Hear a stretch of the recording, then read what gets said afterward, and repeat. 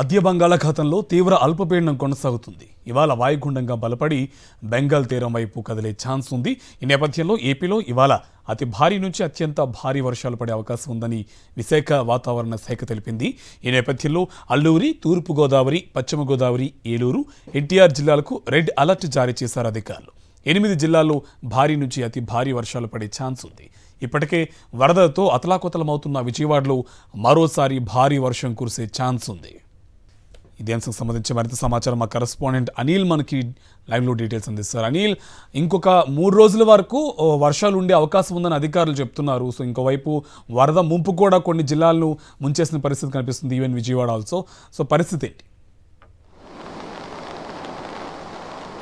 Good morning Karthik. మరో 3 రోజుల పాటు వర్షాలు కొనసాగేటువంటి అవకాశం ఉన్నట్లుగా వాతావరణ శాఖ ఇప్పటికే వెల్లడించింది. మధ్య బంగాళాఖాతంలో కొనసాగుతున్న తీవ్ర అల్పపీడనం మరింత బలపడి వాయుగుండంగా మారి ఆ తర్వాత ఉత్తర ఒడిశా, బెంగాల్ తీరం వైపు కదిలేటువంటి అవకాశం ఉంటున్నట్లుగా వాతావరణ శాఖ వెల్లడించింది. అయితే కోస్తా జిల్లాల్లో పెద్ద ఎత్తున వర్షపాతం నమోదయ్యేటువంటి అవకాశం ఉందని వాతావరణ శాఖ అంచనా వేస్తోంది. అందుకు అనుగుణంగానే దాదాపు 5 జిల్లాలకు రెడ్ అలర్ట్ జారీ చేసింది. అల్లూరి సీతారామరాజు జిల్లా, తూర్పుగోదావరి, పశ్చిమ గోదావరి, ఏలూరు, కృష్ణా జిల్లాలకు రెడ్ అలర్ట్ జారీ చేసింది వాతావరణ శాఖ. రెడ్ అలర్ట్ అంటే దాదాపు అతి భారీ నుంచి అత్యంత భారీ వర్షాలు కురిసేటువంటి అవకాశం ఉన్నట్లుగా తెలుస్తుంది.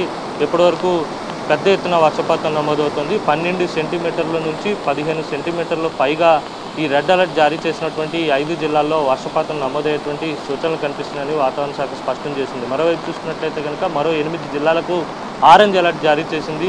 శ్రీకాకుళం, విజయనగరం, పార్వతీపురం, మన్యంతో పాటు విశాఖ, అనకాపల్లి, కాకినాడ, కృష్ణా జిల్లాలకు పెద్ద ఎత్తున వర్షపాతం నమోదయ్యేటువంటి అవకాశం ఉంటుందని ఆయా జిల్లాలకు ఆరెంజ్ అలర్ట్ కూడా జారీ చేసింది.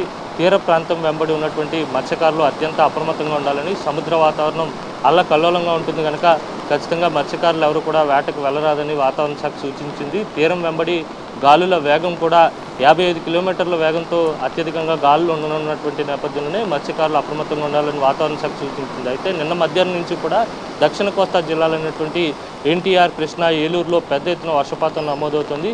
ఇటు ఉత్తరాంధ్ర జిల్లాల్లో విశాఖపట్నం, విజయనగరం, శ్రీకాకుళం, పార్వతీపురం, మన్యం, అల్లూరి సీతారామరాజు జిల్లాల్లో కూడా పెద్ద ఎత్తున వర్షపాతం నమోదవుతుంది. ఇప్పటికీ కూడా ఎడతెరిపి లేకుండా కుండపోత వాన కురుస్తోంది. ఎగువన తెలంగాణలో కురిసినటువంటి వర్షాలకు కూడా పెద్ద ఎత్తున వాగులు, వంకలు పొంగి పొర్లుతున్నాయి. మరోవైపు రాష్ట్రంలో ఉన్నటువంటి జలాశయాలన్నీ కూడా నిండు కుండలను తలపిస్తున్నటువంటి పరిస్థితి.